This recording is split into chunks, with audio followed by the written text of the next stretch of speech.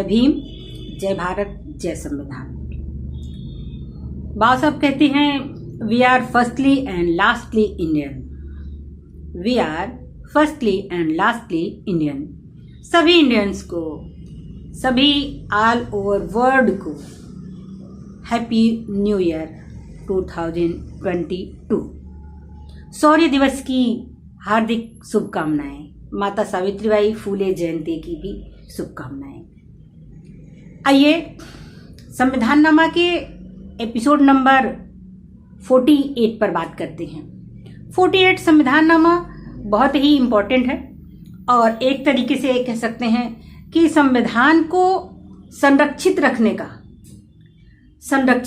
का किस प्रकार से संविधान के इस आर्टिकल में इस तरीके की व्यवस्था दी गई है कि संविधान को सुरक्षित रखने की बात जो है हमारे इस आर्टिकल में संविधान निर्माताओं ने, संविधान सभा के प्रारूप समिति के अध्यक्ष डॉक्टर B.R. अम्बेडकर साहब ने और समिति के लोगों ने इनमें शामिल किया है। आइए इसी पर आज हम बात करते हैं।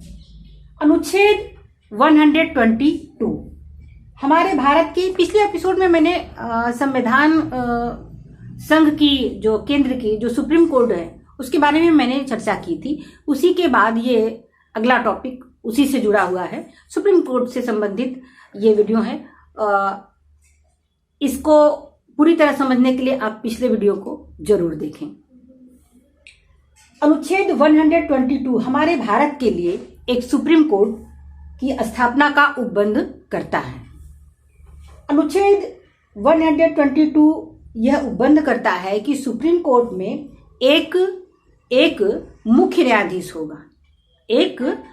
न्यायाधीश होगा और जब तक संसद विधि द्वारा अधिक संख्या विहित नहीं करती है तब तक 7 से अधिक अन्य न्यायाधीश नहीं होंगे।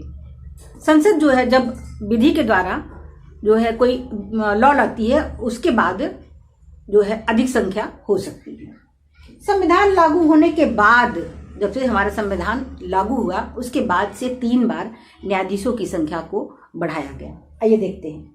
सन 1977 में 7 से 18 न्यायाधीश किया गया। 7 से 18 न्यायाधीश किया गया। सन 1986 में इसे बढ़ाकर 26 कर दिया गया।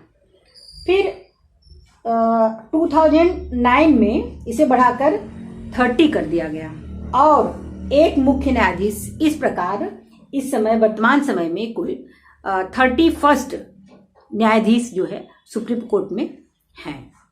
जो मेरी जानकारी है, लेटेस्ट जो है, जो मुझे इंफॉर्मेशन है, जो मुझे जानकारी है, वो 31 मुख्य न्यायाधीश अभी सुप्रीम कोर्ट में हैं।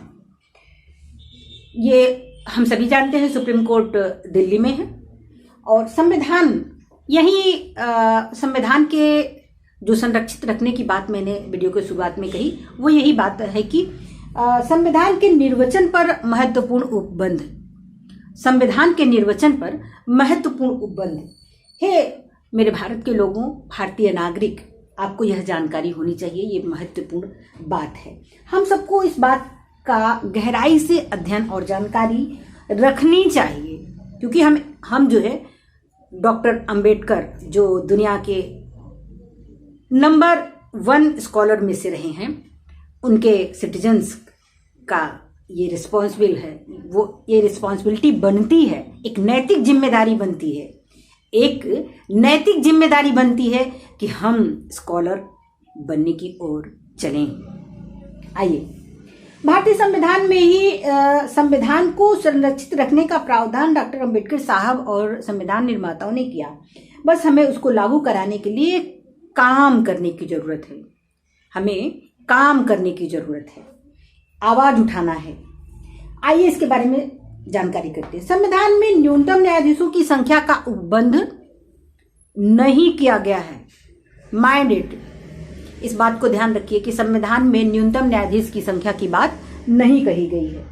जो सुप्रीम कोर्ट के मामलों में सुनवाई के लिए अनिवार्य, जरूरी हो, लेकिन किंतु अनुच्छेद 145 आर्टिकल 145 यह उपबंध करता है कि ऐसे मामलों में, अब हम उस संरक्षक की बात करते हैं, अब नहीं, अब यहीं से हमको ध्यान से सुनना है।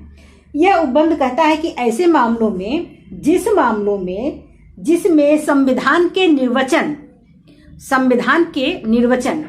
का मतलब होता है कि उसकी व्याख्या करना, उसको अच्छी तरीके से इंटरप्रिटेशन करना, उसका विश्लेषण करना। संविधान के निर्वचन के बारे में, संविधान के निर्वचन के बारे में विधि का चूंकि हम लोग लायर हैं इसलिए एक एक वर्ड को बड़े गौर से उसकी स्टडी करनी पड़ती है, क्योंकि एक जिम्मेदारी भरा ये काम है। विधि का कोई सारवान प्रश्न सम्मिलित है।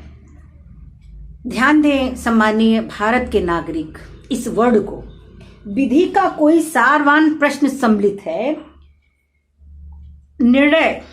निर्वचन करने के लिए अनुच्छेद, जब कोई विधि का सारवान प्रश्न सम्मिलित है तब आर्टिकल 145 के अधीन निर्देश की सुनवाई के लिए बैठने वाले न्यायाधीशों की न्यूनतम संख्या, अब देखिए यहां पर बात आ रही है, न्यूनतम संख्या 5 होगी। कितनी संख्या होगी? जब विधि से संबंधित, ध्यान रखें, जब विधि से संबंधित संवैधानिक पीठ की कोई बात होगी तो वहां पर संविधान निर्माताओं ने कही है ये बात कि न्यूनतम संख्या 5 होगी, जिसे कि हमारे SC, ST, OBC, minority, general, इन सभी लोगों के न्यायाधीशों का प्रतिनिधित्व बना रहे सुप्रीम कोर्ट में। तभी जाकर के हम विधि से संबंधित, संविधान के निर्वचन से संबंधित किसी विषय की सुनवाई की जो शर्त है वो 5 न्यायाधीशों की बात डॉक्टर अंबेडकर साहब और संविधान निर्माताओं ने कही है। यही है हमारा संविधान संरक्षित रखने का संविधान में शामिल आर्टिकल। न्यूनतम संख्या 5 होगी। आइए अब इसकी जानकारी थोड़ी और डिटेल में करते हैं। इंपॉर्टेंट पॉइंट, सुप्रीम कोर्ट में अन्य मामलों में, आप ध्यान रखिए, सुप्रीम कोर्ट के अन्य मामलों में सुनवाई में जजों की संख्या का उपबंध नहीं किया गया है।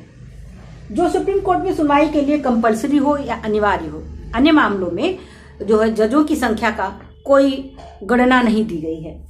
संविधान संरक्षण के मामलों में 145 यह उपबंध अनिवार्य शर्त का प्रावधान करता है कि ऐसे मामलों में जिसमें संविधान निर्वचन के बारे में कानून का या विधि का कोई मूल प्रश्न, जैसे उदाहरण के तौर पर अक्सर ये बात उठती है कि रिजर्वेशन से संबंधित, प्रतिनिधित्व से संबंधित मामलों का जब बात होती है तो उसमें भी, क्योंकि वो संविधान के मूल प्रश्नों में है और वो फंडामेंटल राइट में है, इसलिए जब भी उसकी सुनवाई होगी तो वो 5 न्यायाधीशों के बैठक पीठ में होगी। अनुच्छेद 145 यह ऑर्डर देता है, यह निर्देश देता है कि सुनवाई के लिए बैठने वाले न्यायाधीशों की संख्या 5 होगी। यह नोटिस करने की बात है हम सबको कि संविधान से संबंधित मामलों की सुनवाई में 5 न्यायाधीश बैठना अनिवार्य शर्त है। इससे यह स्पष्ट है कि सुप्रीम कोर्ट अपनी संवैधानिक तथा अनुच्छेद 141 के तहत सलाहकारी शक्तियों का प्रयोग तभी कर सकता है। सुप्रीम कोर्ट 141 और 145 इन दोनों शक्तियों का प्रयोग तभी कर सकता है जब वो 5 न्यायाधीशों की न्यूनतम जो संख्या है वो 5 न्यायाधीश, अधिक संख्या जो भी उचित माननीय न्यायालय समझे उस पीठ के लिए वो रख सकते हैं। ये महत्वपूर्ण बात है कि संविधान से संबंधित जो भी बातें हुई हैं वो जो है 5 न्यायाधीशों से संबंधित होगी। और मेरे भारत के लोगों, संविधान हमारा मानवीय दस्तावेज है, फंडामेंटल राइट का संरक्षक है। इस वीडियो में इतनी ही जानकारी। अगले वीडियो में हम कुछ और महत्वपूर्ण इसी संबंधित न्यायाधीशों की नियुक्ति से संबंधित बात करेंगे। इसी के साथ एक बार पुनः आप सभी को न्यू वर्ष की ढेरों शुभकामनाएं। जय भीम, जय भारत, जय संविधान।